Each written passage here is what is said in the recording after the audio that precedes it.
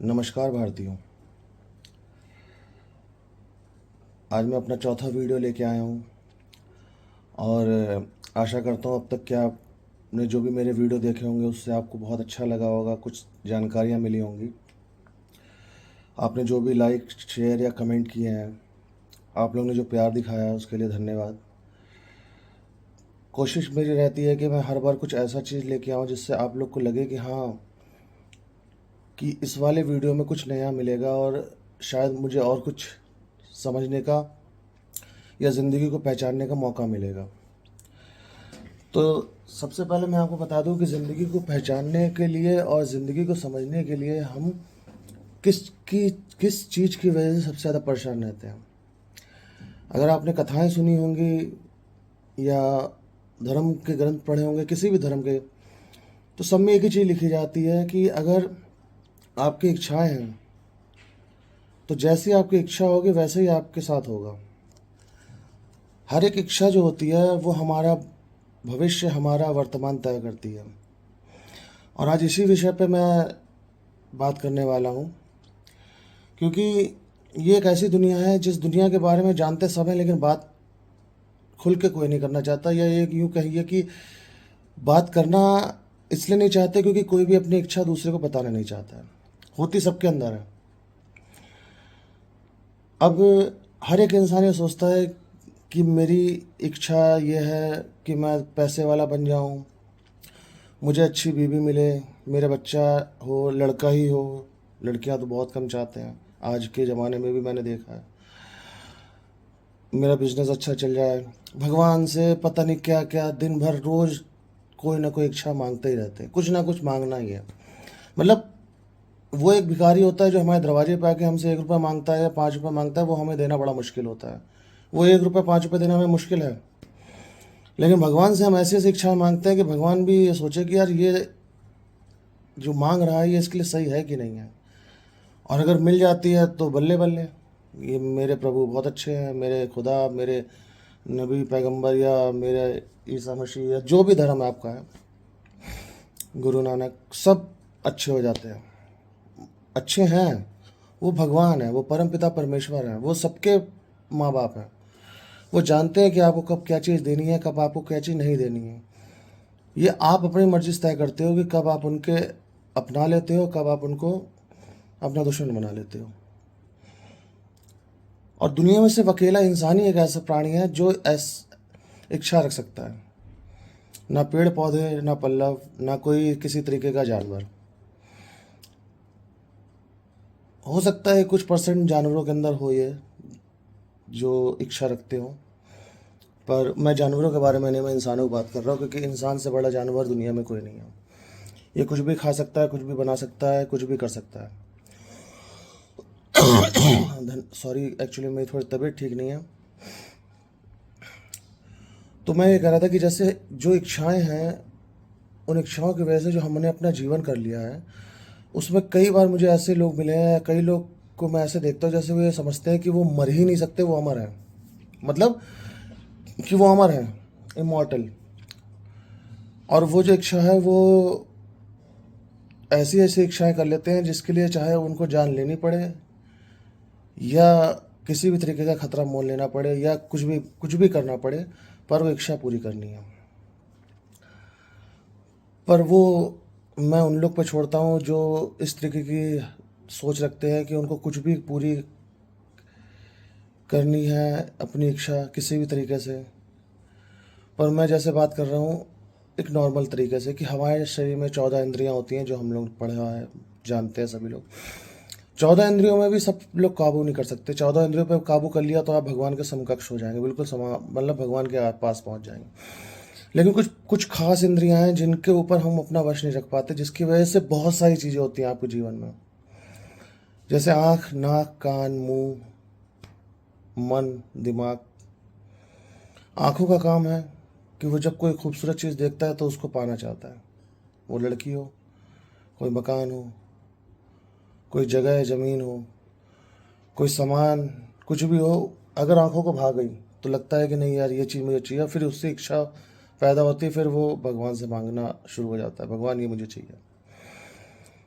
कानों का काम यह है कि कान दो तरीके का काम करते हैं। पहला कान ये काम करता है कि वो हमेशा ये सुनना चाहता है कि कोई ना कोई किसी न किसी रूप में उसकी बड़ाई करे। मतलब हर इंसान ये चाहता है कि उसकी बड़ाई उसके सुनाई दे, और कान उसको हमेशा ये सुनाई दे।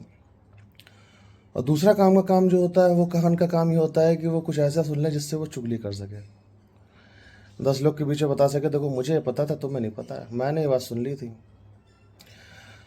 ये भी बहुत खतरनाक इच्छा है कि मुझे पता है, तुम्हें नहीं पता। भगवान मुझे पता चल जाए सबसे पहले, वहाँ क्या हो रहा था, वहाँ 10 लोग क्यों खड़े थे, वहाँ भीड़ क्यों इकट्ठा थी, कौन मर गया है, कौन कट गया है, किसी के साथ क्या हादसा हुआ है, कौन अमीर हो गया है, कौन गरीब हो गया है। ये सारी चीज़ें कान सुनना चाहता है, और वो इंसान चाहता है कि मैं सबसे पहले सुनूं, मैं तब कि सबको बता सकूं। सोशल मीडिया का ज़माना है, सारे के सारे लोग फेमस होना चाहते हैं। सुनो नहीं, सुनो और तुरंत पोस्ट करो, सुनो पोस्ट करो, और सब यही कर रहे हैं। बस सुनते हैं, भले ही सच हो या ना हो, पोस्ट कर दिया। फिर कोई दूसरा बंदा आके कहता है नहीं यार ये चीज़ वहाँ नहीं, यहाँ की है, ये चीज़ यहाँ की नहीं, ये चीज़ वहाँ की है। फिर उस पर बहस चलती है, घंटों बहस चलती। मतलब नहीं था जिस चीज़ से, उसके बारे में मतलब जंग छिड़ जाती है सोशल मीडिया पे। इसके बाद हमारी नाक का काम है। नाक का काम ऐसा है कि ये बहुत ही खतरनाक है, बहुत ही खतरनाक। हम व्रत करते हैं, रोज़ा करते हैं, या किसी भी तरीके का त्यौहार होता है, और हम चाहते हैं कि हम आज नॉर्मल रहेंगे, आज हम कोई गंदे मन में विचार नहीं लाएंगे। पर हम कहीं से निकलते हैं और खुशबू आ जाए, कहीं कुछ पक रहा है या कहीं कुछ बन रहा है, और उसकी खुशबू आएगी, मुंह में पानी आ जाता है। मतलब व्रत तो वही टूट गया। ये तो आप किसी भी वेद पुराण या ग्रंथ में पढ़ सकते हो कि जिस समय आपके मन में लालसा पैदा हो गई कि आज मेरा व्रत था यार, वरना आज यार ये चीज़ बन रही थी मैं खा लेता, व्रत वहीं ख़त्म हो जाता है। उसके बाद आपको व्रत करने की ज़रूरत नहीं है, आप खाना खा लो। व्रत का मतलब ये नहीं है कि आप खाना छोड़ के सिर्फ फलाहार करो, या आप पानी पे रहो, या आप कुछ मत खाओ। व्रत का मतलब होता है आत्मा की शुद्धि करना, अपने अंतर मन के अंदर झांकना, और उस दिन सात्विक चीज़ों को ग्रहण करना। सात्विक चीज़ें का मतलब होता है जिसमें किसी की जान ना गई हो, जिस चीज़ की वजह से किसी को तकलीफ ना हुई हो। पर व्रत का लोगों ने मतलब ही अलग निकाल लिया। पकवान बनाना, तरह तरीके की रेसिपीज़ बनाना, होटलों ढाबों में और आसपास के लोग व्रत की थाली, व्रत का सामान, मतलब पता नहीं क्या क्या निकाला हुआ है। तो काहे का व्रत है ये? व्रत कहाँ हुआ ये तो एक तरीके की इच्छा हो गई कि आज व्रत है तो चलो आज क्या करते हैं कि आज यार व्रत पे बहुत दिनों से नहीं बनाया साबूदाने की, ये बना लेंगे, या आज हलवा बनाएंगे, आज या आज कूटू के आटे के कुछ बनाएंगे, या उनके यहाँ की होटल की थाली बहुत अच्छी है व्रत की, वो मंगवाएंगे। तो कहाँ व्रत है? व्रत में मन के अंदर आपका चित ही नहीं होना चाहिए। आपका मन के अंदर वो चित ही नहीं होना चाहिए कि आपके अंदर किसी चीज़ को खाने की लालसा पैदा हो, और उसके ऊपर से किसी होटल की या कहीं से खुशबू आ जाए और आपके मन में आए, या कोई आपसे कह दे यार अरे यार चलो यार वो वहाँ पे शादी में चलना है, और ऐसा ऐसा है, मन में आया अरे यार मेरा व्रत था, ना मैं पनीर खा पाऊँगा, ना मैं यार वहाँ पे पापड़ खा पाऊँगा, ना मैं कुछ खा पाऊँगा, आइसक्रीम भी नहीं खा पाऊँगा। ख़त्म व्रत, वहीं से ख़त्म है। रोज़ा रखने वाला हो या व्रत रखने वाला हो, जिसने भी मन में लालसा पैदा कर ली या इच्छा पैदा कर ली, वो वहीं ख़त्म है। आपको उसके बाद नहीं करना है। वो चीटिंग है। चीटिंग है क्योंकि आप मन से नहीं मान रहे हो ना, क्योंकि दिल में आपके कुछ और है और मन में आपके कुछ और है।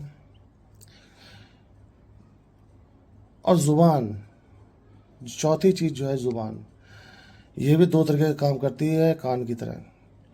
या तो ये आपको प्रेम और लोगों में अपनापन पैदा करवाती है, और रिश्तों में मजबूतियाँ लाती है, और दुनिया में आपका नाम रोशन कराती है कि कैसे एक इंसान अगर भाषण देता है, या कोई कथावाचक हो जाए, या किसी भी तरीके के स्टेज पे खड़े होकर अगर आपको हंसाता है, तो वो जुबान करती है। और यही जुबान जो है वो सालों के रिश्ते को सेकंड में तोड़ देती है। वो किसी वजह से भी हो सकता है। इसका मतलब कि ज़ुबान बहुत इम्पोर्टेंट चीज़ है। कहते हैं ना, एक कहावत है, ज़ुबान से निकले हुए शब्द और धनुष से निकला हुआ तीर वापस नहीं आते, तो सोच समझ के इस्तेमाल करना। अच्छा, इसके बाद जो है वो मैं कुछ शब्दों की बजाय मैं कुछ पॉइंट्स में बताऊंगा, जैसे मन और दिमाग, इनके बारे में बहुत ज़रूरी है जानना। हमारा मन जो है ना चंचल है। मन क्या कहता है इसके बारे में आप समझ लो तो बहुत बड़ी बात है। मन हमेशा चाहता है कि उसकी जो भी इच्छा है वो पूरी हो, और वो आपको बार बार याद दिलाएगा, तुम्हें ये करना है, तुम्हें ये करना है, तुम्हें वो पसंद है, तुम्हें वहाँ जाना है, तुम्हें ये काम करना है। इसीलिए कहते हैं अवचेतन मन की शक्ति। अवचेतन मन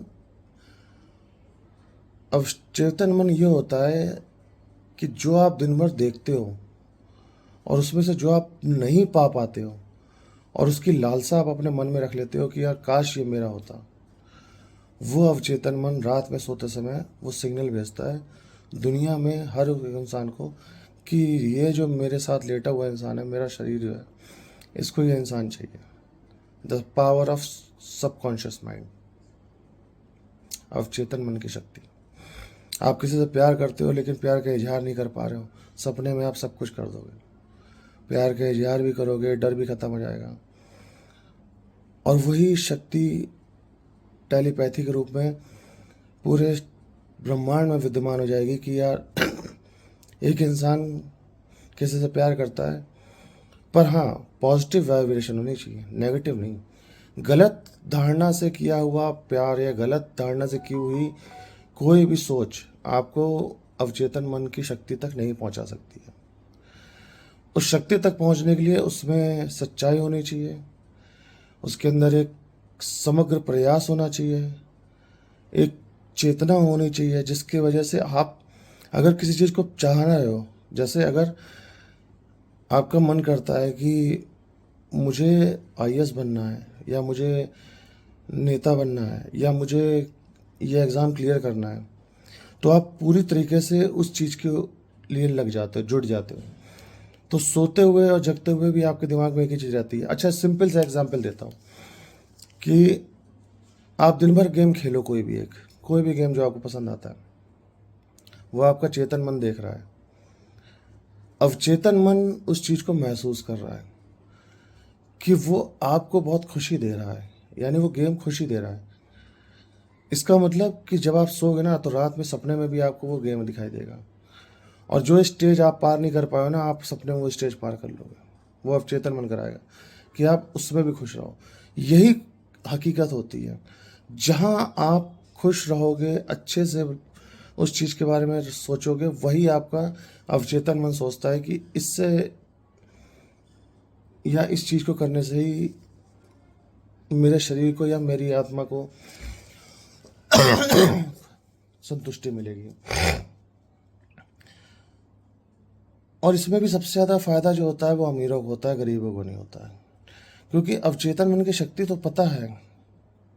और एक गरीब मेहनत करता है, दिन भर मेहनत करता है छोटे छोटे सपने पूरे करने के लिए, पर इतनी सारी चीज़ें होती हैं उसके पास कि बच्चे की फ़ीस भी देनी है, कल कैसे काम मिलेगा कि नहीं मिलेगा, खाने की भी व्यवस्था करनी है, त्यौहार आ रहा है, उस त्यौहार पे बच्चों के लिए, घर परिवार के लिए कुछ करना है। वो बहुत सोच विचार करके एक एक रुपया खर्च करता है, और ये चीज़ अमीरों के लिए थोड़ी सी आसान हो जाती है। उनके लिए चाहे चेतन हो या अवचेतन, वो दोनों ही चीज़ों में अपने आप को संतुष्ट पा सकते हैं, अगर अगर अमीरों के लिए भी है, अगर वो पैसा उन्होंने एक नंबर से या किसी को बिना प्रताड़ित किए हुए कमाया हो। किसी भी इंसान को दुख देके या तकलीफ देके अगर कोई पैसा कमाया गया है तो वो आपको कभी फलीभूत नहीं होगा। अच्छा, इसमें दूसरी बात मैं आपको बताता हूँ। जैसे ये तो एक हो गई मन की बात की। दूसरा, मन के अंदर या समाज के अंदर क्या चलता है कि मुझे इससे प्यार हो गया है, मुझे इससे शादी करनी है। अब कई लोग कहते हैं कि ज़माना बदल रहा है, जात पात मत देखो, धर्म मत देखो, पर मैं खिलाफ किसी चीज़ के नहीं हूँ। बस मैं थोड़ा सा आप लोग से बात करना चाहता हूँ कि शायद आप लोग उस चीज़ को अलग दृष्टिकोण से देखें, जैसा मैं देखता हूँ कि दो लोग जब शादी करते हैं तो उसमें जिसका भी प्रभुत्व होता है, मतलब प्रभुत्व जिसका भी प्रभुत्व होता है, उसका ही नाम लिया जाता है और उसका ही नाम आगे जोड़ दिया जाता है। जैसे कि अगर दो पौधे लें और उन दो पौधों में जब उन दो पौधों को जोड़कर एक नया पौधा तैयार किया जाता है, तो जिस पौधे का प्रभुत्व ज़्यादा होता है, कि जैसे दो गुलाब लिए और दो गुलाबों को, दो रंग के अलग अलग गुलाबों को अगर एक तरीके से जोड़ा गया और जो नया रंग निकल के आया, वो बोला जाता है कि ये लाल गुलाब की वजह से आया या काले गुलाब की वजह से आया, और उसका नाम रख दिया जाता है ये काला गुलाब है या लाल गुलाब है, या इस तरीके का ये पौधा है, ये दो चीज़ों से मिलके बना है। उसका खुद का कोई वजूद नहीं है, कोई अस्तित्व नहीं है। याद रखिएगा दिमाग में, उस पौधे का अस्तित्व नहीं है, उसको बनाया गया है। उसका अस्तित्व तब आएगा जब उसको कोई अपनाएगा, मतलब कोई मालिक बनेगा उस पौधे का, खरीद के लाएगा, उसको सींचेगा, संवारेगा, उसको अपनाएगा। अदरवाइज वो पौधा बेकार है। ठीक इसी तरह जब दो अलग धर्म के लोग शादी करते हैं, तो वो दो अलग धर्म के लोग क्या क्या चीज़ करेंगे, एक नया पौधा पैदा करेंगे। ना वो उस धर्म का होगा ना वो उस धर्म का होगा, वो दोनों धर्म का मिक्स होगा। अब एक बात बताइए कि जो मिक्स बंदा है वो माँ से जगह ज़्यादा प्यार करता है तो माँ के धर्म को ज़्यादा मानेगा, पापा से ज़्यादा प्यार करता है तो पापा के धर्म को ज़्यादा मानेगा। संस्कार दोनों के दिए जाएंगे उसको। लेकिन आखिर में होगा क्या कि आप ये कहोगे कि यार हमारी तो कम्युनिटी है, हम बहुत छोटे हैं, हमारी तो जाति है छोटी, हमारा तो प्रभुत्व नहीं है, तो नाम किसके आगे जोड़ा जाएगा? अब आप बताइए। एक इंसान जिसकी जाति का नाम है, जिसका प्रभुत्व है, वो एक ऐसे इंसान शादी कर ले जिसका नाम ही नहीं है और उसका बच्चा हो जाए, तो वो बच्चा किस नाम से जाना जाएगा? उसका प्रभुत्व क्या रहा, चाहे वो आदमी हो या औरत हो? तो मेरा मानना है ऐसे लोगों के लिए एक अलग धर्म बना दो। ना वो हिंदू मुसलमान सिख ईसाई हो, ना ही वो किसी और चीज़ की हो। वो ऊपर वाले की बस पैदाइश है, ऊपर वाले की एक रजामंदी थी कि दो लोगों ने ऊपर वाले के आदेश के खिलाफ जाके दूसरे समुदाय, जाति या धर्म में शादी की, जहाँ प्रभुत्व का खेल भी ख़त्म होता है, जहाँ प्यार का भी खेल ख़त्म होता है। क्योंकि ऐसी शादियाँ ना ज़्यादा टिकती हैं, और अगर टिक भी जाती हैं तो ऐसे बच्चे पनपते बहुत बुरी तरीके से, उनके दिल में हमेशा कुंठा रहती है। क्योंकि अगर मान लीजिए एक एग्जाम्पल ले लो कि हिंदू मुस्लिम में शादी हो गई लड़का लड़की के बीच में, और कल को कोई एक दंगे फसाद हो गए, जैसे एक पिक्चर आई थी ना माय नेम इज़ खान, आपने देखी होगी, शाहरुख खान और काजोल की। मैं इसलिए आपको बता रहा हूँ, एक मिनिमम चीज़ बता रहा हूँ जो बहुत ही कटु सत्य है। शादी कर ली थी काजोल ने शाहरुख खान से, शाहरुख खान मुस्लिम थे, कोई कोई गुनाह नहीं किया था उन्होंने, कोई गलती नहीं की थी, लेकिन गलती क्या हुई थी, उनके बच्चे के साथ हुआ था कि शादी करते प्रभुत्व जिसका था, मतलब वहाँ पे उन्होंने नाम जोड़ दिया और वो खान हो गया, 9/11 का हमला हो गया और उस लड़के को मार दिया गया। क्या गलती थी उस लड़के की? ना वो हिंदू था ना मुसलमान, उनके माँ बाप ने तो शादी कर ली थी, अब वो ना हिंदू रहा ना मुसलमान, वो तो दोनों हो गया, वो हिंदू और मुसलमान दोनों ही था, तो फिर क्यों मारा उसको? ऐसे ही अगर जाति समीकरण के हिसाब से मैं बात करूं, तो छोटी जाति, नीच जाति, ऊंच जाति, ये सारी जातियां हमने ही बनाई हैं, लेकिन उनके वर्ण व्यवस्था के साथ साथ उनके कर्म और उनके नियम भी अलग अलग हैं। अब एक जो झाड़ू लगाने वाला है सड़क पे, जिसने पढ़ाई नहीं की रही है, जो 5वीं पास है और वो झाड़ू लगा रहा है सड़क पे, उसकी किसी एक शास्त्री या पुरोहित की लड़की शादी करा दो जो संस्कृत में, या किसी अच्छे विद्वान की लड़की शादी करा दो, तो वो आदमी अपने बच्चों के अंदर क्या संस्कार डालेगा जिसको कुछ पता ही नहीं है? और अगर कोई नमाज पाँचों टाइम का पढ़ने वाला बंदा हो और कुरान का बहुत अच्छा ज्ञाता हो और उसको हर एक धर्म के बारे में नॉलेज हो, और उसको पोछा लगाने वाली या कोई स्वीपर से शादी करवा दी जाए, तो वो माँ अपने बच्चे में क्या संस्कार डालेगी, वो बाप अपने बच्चे में क्या संस्कार डालेगा। एक चर्च में जाने वाला बंदा या एक गुरु नानक के यहाँ पे मत्था टेकने वाला बंदा किसी और धर्म में जाके शादी कर ले, तो आप ये बताइए कि उस बच्चे का परवरिश किस तरीके से की जाएगी। नेगेटिविटी फैलती ही इसी वजह से है। लोग समझते गलत हैं कि हमें रोका जा रहा है। माँ बाप आपको रोकते नहीं हैं। माँ बाप ये बताने की कोशिश कर रहे हैं कि आप जो करने जा रहे हो उसमें चांसेस 90% फेल होने के हैं, 10% ही सक्सेस होने के हैं। 10% सक्सेस होने के चांस इसलिए हो जाते हैं कि म्यूचुअल अंडरस्टैंडिंग उन दोनों के बीच में बहुत अच्छी होती है। ये बहुत कम होता है। देखिए, बुरा लग रहा होगा अगर कोई ऐसा सोच रहा होगा, जाति धर्म के बारे में बात कर रहा हूँ तो मैं पहले सॉरी बोल देता हूँ, मैं किसी जाति धर्म के बारे में बात नहीं कर रहा हूँ। मैं ये कह रहा हूँ कि 10% लोग ही सक्सेसफुल इसलिए होते हैं क्योंकि वो बहुत सारी चीज़ें इग्नोर करते हैं, जाति धर्म से लेके बहुत सारी चीज़ों को। वो परिवार में ऐसा माहौल ही नहीं पैदा होने देते हैं कि आज ईद है या कल दिवाली है या कल क्रिसमस है या परसों होली है। वो हर चीज़ को प्रॉपर तरीके से एंजॉय करते हैं। तो बच्चे के मन में ये रहता है कि हाँ, मेरे परिवार में सब कुछ बनाया जाता है। पर जहाँ पे एकल या प्रभुत्व वाली बात होती है कि नहीं, यहाँ सिर्फ कुरान शरीफ पढ़ी जाएगी, यहाँ सिर्फ नमाज के बाद भगवान की पूजा ही होगी और भगवान की पूजा ही होगी, नमाज नहीं पढ़ी जाएगी, या मैं मूर्तियों को नहीं रख सकता हूँ, या मैं मूर्तियों की पूजा नहीं करता हूँ, या मैं दरगाह पे नहीं जाऊँगा, या मैं चर्च में नहीं जाऊँगा। क्योंकि ये जब चीज़ें होती ना तो बच्चे वहीं से कुंठित होना शुरू हो जाते हैं और क्राइम होना निश्चित है। क्योंकि बच्चा ये सोचता है कि इसकी वजह से मेरे माँ बाप की तकलीफ़ है। और जब वो देखता है कि उन दोनों में से किसी धर्म के ऊपर कोई बात हो रही है तो वो मन में सोचता है कि मेरे माँ बाप को तकलीफ़ है, इस बंदे के साथ कुछ गलत कर दो, उसके साथ वो क्राइम करने को तैयार हो जाता है। इसको आसानी से समझते हैं। आप लोग थोड़ा सोच रहे होंगे कि यार ये मैं क्या समझा रहा हूँ आज। इसको ऐसे समझते हैं कि जब एक बच्चा पैदा होता है, जब एक बच्चा, लेकिन इसको और अच्छे से समझ सकते हैं अगर आपको पढ़ने का शौक़ है, अगर आप बहुत सारी चीज़ें जानना चाहते हैं धर्म ग्रंथों के बारे में। मैंने उपनिषद, पुराण, वेद से लेकर बहुत सारी चीज़ें पढ़ी हैं। मतलब मेरी खुद की लाइब्रेरी, मैं आपको दिखाऊंगा किसी वीडियो में अपनी लाइब्रेरी को, कि जिसमें मैंने अपनी किताबें, मैं इस किताब के बारे में बात कर रहा हूँ जो मैंने आपको पिछली वीडियो में भी दिखाई थी, इच्छा मृत्यु।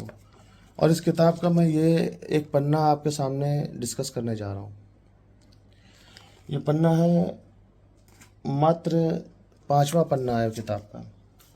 पूरी किताब तो काफ़ी बड़ी है पर 5वें पन्ने पे मैंने बस एक चीज़ लिखी है। जो बच्चा पैदा होता है या जो औरत शादी करके ससुराल जाती है, वो दोनों के दोनों कोरे कागज़ की तरह होते हैं। उनके ऊपर जो लिखा जाएगा वो इबादत, उनके ऊपर जो लिखा जाएगा वो कहावत, जो लिखा जाएगा वो मंत्र, और जो लिखा जाएगा वो एक एक एक ग्रंथ बन जाएगा। ऊपर वाला हर एक बच्चे को एक शक्ति के साथ पैदा करता है। और स्वर्ग, नरक या दोजख कोई कहीं नहीं है, सब यहीं है ज़मीन पे। मृत्यु लोक कहा जाता है पृथ्वी को। सब कुछ यहीं भुगतना है हम लोग को, अच्छा बुरा सब यहीं। अच्छा करेंगे किसी के साथ तो अच्छा मिलेगा, बुरा करेंगे तो हम लोग को बुरा मिलेगा। अब आपने एक बच्चे और एक औरत के बारे में सोच के देखिए, जो मैं आपको बताना चाह रहा था कि बच्चा पैदा हुआ है तो कौन सी भाषा बोलता है।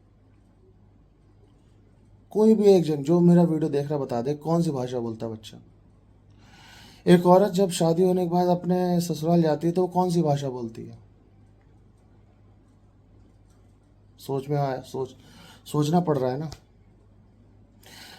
तो मेरे पापा ने मुझसे एक चीज़ पूछी थी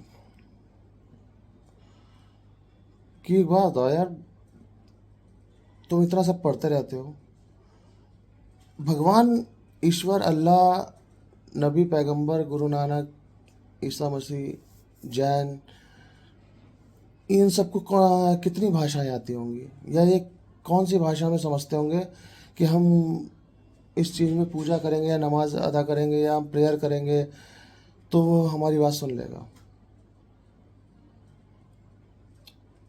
आप सोचिए मैंने पिताजी को क्या जवाब दिया होगा। मैंने पिताजी से एक ही बात बोली थी, मैं आपके पास आपके घर में पैदा हुआ तो मुझे हिंदी बोलना आ गई, आपने मुझे इंग्लिश मीडियम में पढ़ाया तो मुझे इंग्लिश बोलना आ गई। भगवान को सारी भाषाएं आती हैं। वो चौंक गए, पूछे कैसे। मैंने कहा कि तमिलनाडु जाओ तो क्या मंदिर नहीं है, केरल जाओ तो क्या चर्च नहीं है,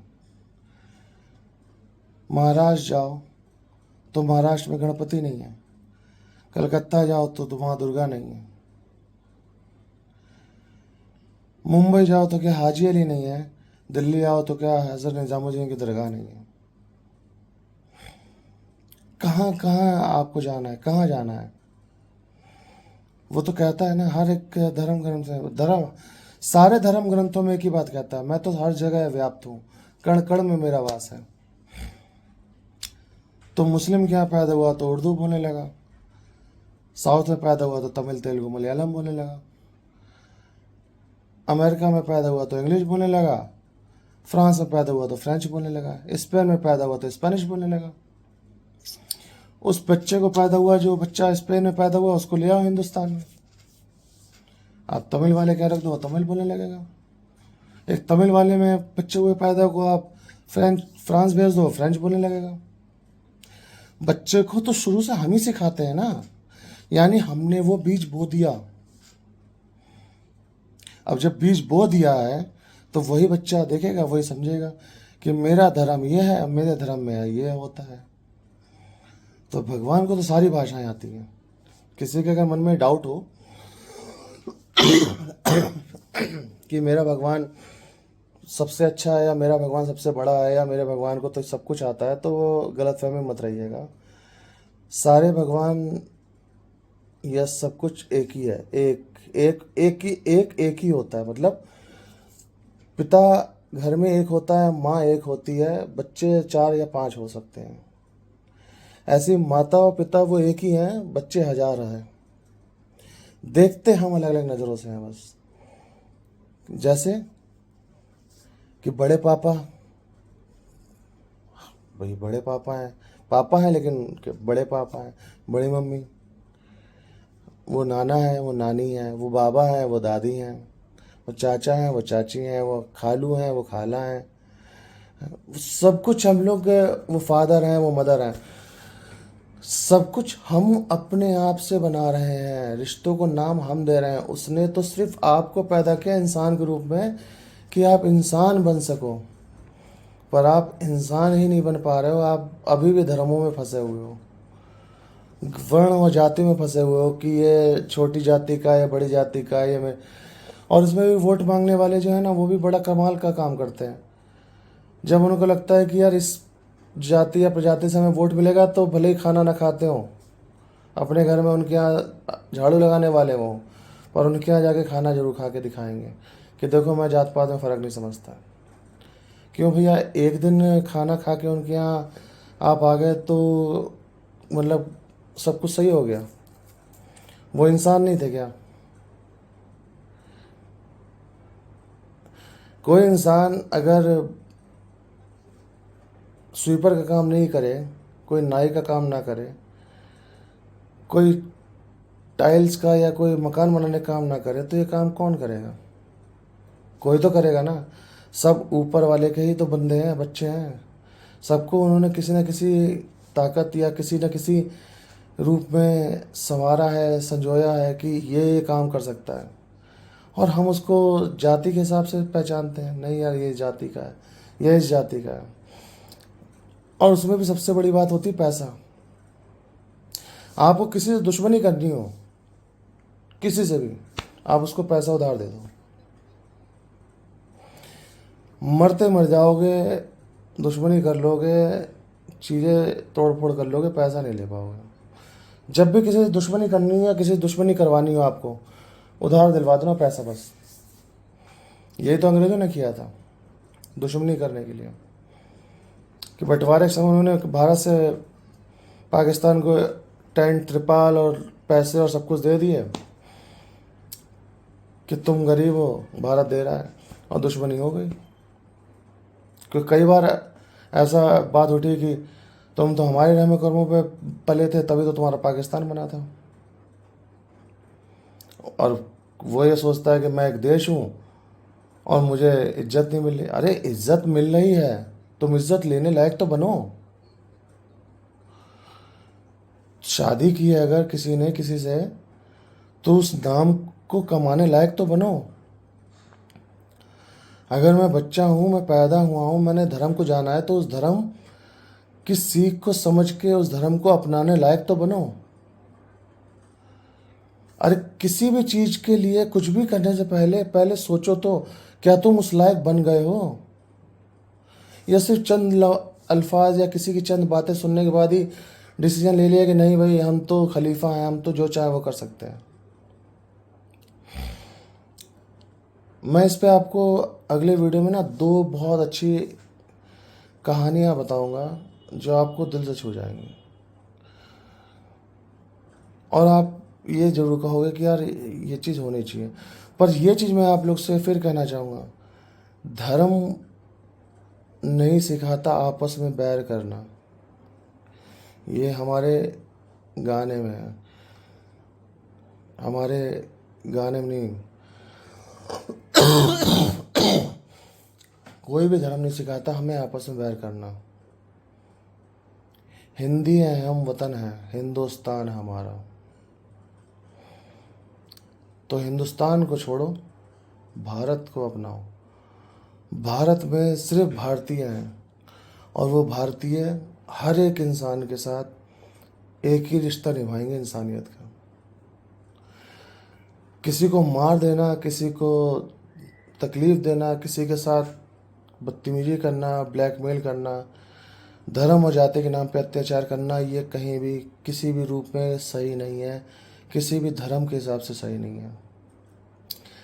मेरी बात से अगर इत्तेफाक ना रखते हो या मेरी बात से किसी को चोट पहुंची हो, तो मुझे आप कमेंट में लिख देना कि किस बात से आपको तकलीफ़ पहुंची, मैं उसका जवाब देने की कोशिश करूँगा।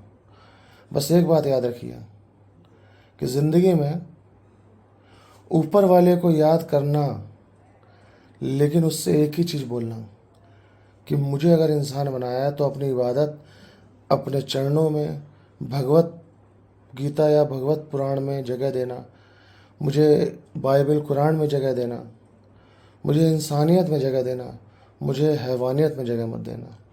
मुझे इंसान बनाना, मुझे इंसान बनने के लिए क्षमता देना। मेरे से किसी का बुरा हो जाए ऐसा कुछ मत देना। मेरी सोच को इंसानों की तरह चलाना देना। मुझे हैवान मत बनाना। मैं सुर में रहूं, मैं असुर ना हूं। मैं सुर में रहूं, मैं असुर ना हूं। मैं दुनिया में रहूं पर किसी के लिए तकलीफ़ ना हो। मैं आज का वीडियो यहीं समाप्त करता हूँ, काफ़ी लंबा भी हो गया है, और मैं आपसे बस अलविदा कहते हुए बस 2 शब्द ये बोलूँगा कि तकलीफ़ें बहुत आएंगी जीवन में, धर्म का साथ मत छोड़ना। तकलीफ़ें बहुत आएंगी जीवन में, धर्म का साथ मत छोड़ना। उसने पैदा किया है तुम्हें, कभी उसे मत भूलना। नमस्कार। आप लोग खुश रहें, अपने परिवार का साथ दें, कोई तकलीफ़ में हो उसका साथ दें, किसी भी तरीके की कोई परेशानी हो या किसी भी तरीके की कोई बात हो, एक दूसरे से मिलजुल के एक दूसरे का सहारा बने। इंसान है, इंसानियत निभाएं। जानवर जानवर के साथ दे सकता है, हम तो तब भी बुद्धिजीवी हैं। नमस्कार।